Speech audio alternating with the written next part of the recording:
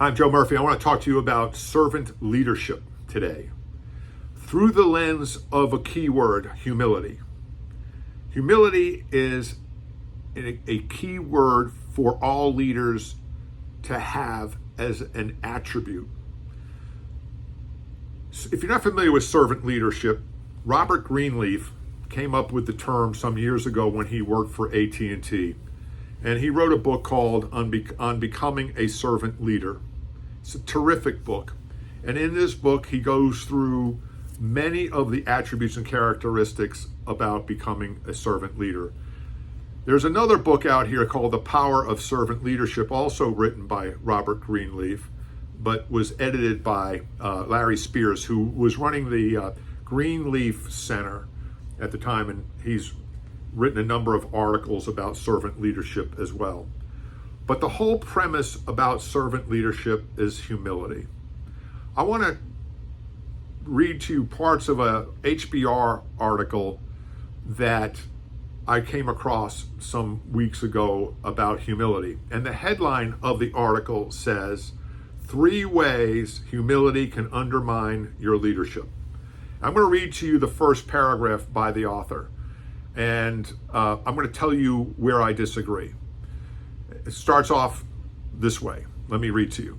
A seasoned executive at a leading tech firm was known for his humility. He rarely took credit for his achievements, preferring to share praise with his team. And he would always seek consensus before making decisions. While his approach fostered a positive team environment, it also led to perceptions of indecisiveness, especially during critical decision-making moments. This came to a head when a delay caused by his hesitancy to act without full consensus cost the company a lucrative market opportunity. Now, let me just say this. He rarely took credit for the achievements, preferring to share praise with his team.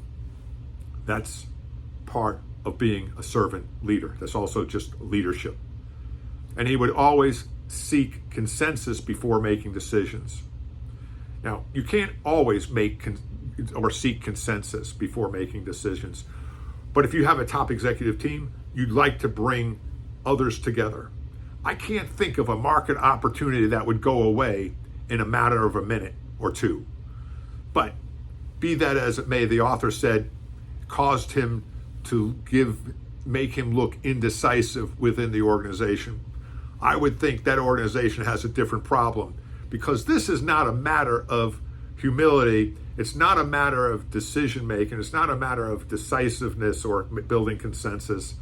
It is a market opportunity that was an illusion if it just disappeared, unless these people were scattered on different planets orbiting the sun and you can't get hold of them. It's impossible. There is no way that humility will ever make you a poor leader. Let me just say that again. There is no way humility will ever make you a poor leader. I'm going to give you another story. I'm going to give you a story that happened at an executive offsite many years ago for a company that I worked for. We were having dinner. Before we got there, it was beautiful, sunshine, no rain in the forecast. We finished dinner.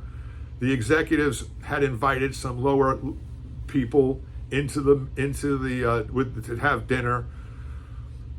And what happened was, it was raining cats and dogs when we walked out.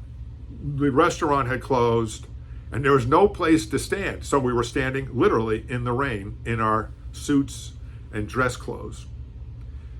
A cab came along and the 2 senior executives raced out to the cab, jumped in it, and without delay, without hesitating, told the cab driver to go off. That's not humility. That's arrogance. They took their leadership position, and instead of asking others, especially people who were brand new and were not part of the executive team or the leadership council, to go take the cab, and they would stand in the rain for them, they could have showed a humbleness and what servant leadership really was. But instead, they were whisked away by the cab and they were laughing as they were running to the cab, watching the rest of us stand in the rain. I'll never forget that. And it turns it to be a great story of what arrogance looks like as opposed to humility. I'm Joe Murphy, and I'm here for your success. And I'll say it again, leadership requires humility and to be a servant to your people. I wish you the best of luck.